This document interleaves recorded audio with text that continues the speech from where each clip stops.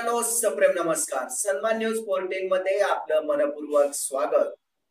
दिनकर पाटील यांच्या रूपाने मिळणार सातपूरकरांना हक्काचा उमेदवार.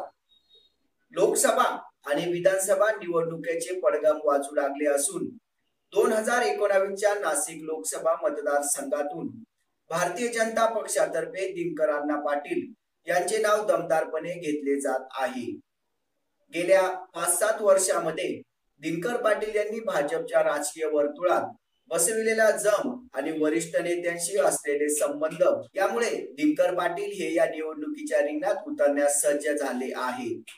2017च्या नाशिक महापालिका निवडणुकीत 4 सदस्यांच्या प्रभागात सातपूर प्रभाग क्रमांक 9 मधून दिनकर पाटील यांनी स्वतःसह सौ हेमलता कांडेकर, सौ वर्षा भालेराव, रवींद्र धिवरे या तीनही उमेदवारांना निवडून आणले. तेव्हापासून भाजप वर्तुळात दिनकर पाटील यांचे वजन वाढले आहे. मनपा सभागृह नेता म्हणून त्यांची कारकीर्द गाजत आहे.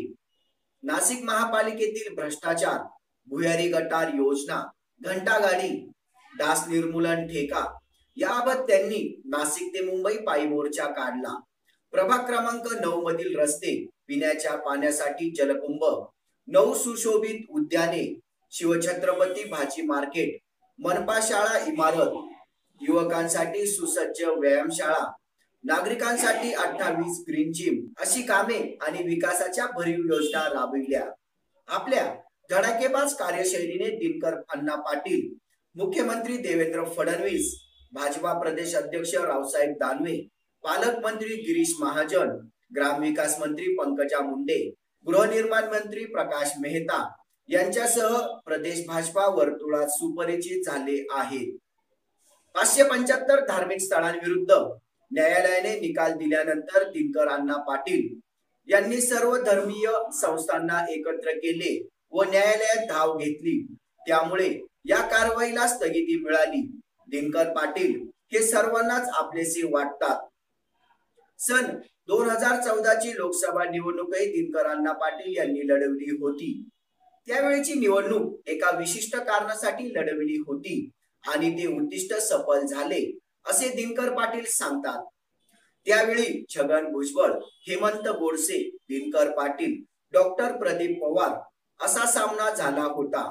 मी पराभूत होऊनही जिंकलो असे ते सांगतात.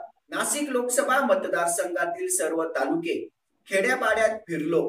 नाशिक तालुक्यासह त्र्यंबकेश्वर, इगतपुरी, सिन्नर, नाशिक रोड, देवळाली, हर्सुल आणि मतदारसंघातील संपूर्ण भागात फिरलो. जनसंपर्क वाढला.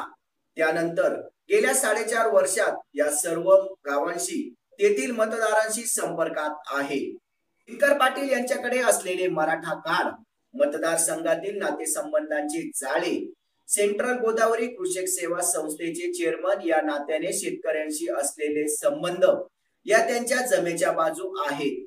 विशेष म्हणजे यामध्ये भारतीय जनता पक्षाची शक्ती पाठीशी उभी राहिल्यास दिनकर अण्णा पाटील यांच्यासाठी ही निवडणूक सोपी राहणार असल्याचे कार्यकर्त्यांचे म्हणणे आहे.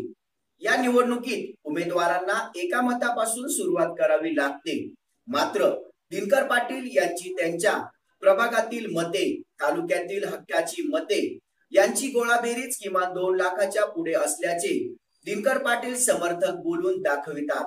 गेल्या 2 वर्षात विविध कारणांनी त्यांनी मतदारसंघ पिंजून काढला आहे. त्यांची लोकसभेची निवडणुकीची तयारीही गेल्या 4 वर्षापासून सुरू आहे. दिनकर पाटील यांना भाजपची उमेदवारी मिळाल्यास ते खात्रीने विजय होतील असा विश्वास समर्थकांनी व्यक्त केला आहे. दिनकर पाटील यांच्या रूपाने नाशिककरांसाठी झगडणारा नेता सातपूरकरांना मिळणार आहे. गेल्या 35 वर्षात सातपूरला कोणतेही मोठे पद मिळालेले नाही. सातपूरमधून अद्यापही कोणीच आमदार, खासदार म्हणून निवडून आलेले नाही. सातपूर सिडको वासियांसाठी ही संधी असल्याचे कार्यकर्त्यांचे म्हणणे आहे. सन्मान न्यूज 14 साठी संपादक रवींद्र एरंडे, विशेष प्रतिनिधी राकेश पवार, कार्यालय प्रमुख अण्णा कडोली यांच्यासह मी कार्यकारी संपादक योगेश फुगे. सन्मान न्यूज 14 सातपूर, नाशिक.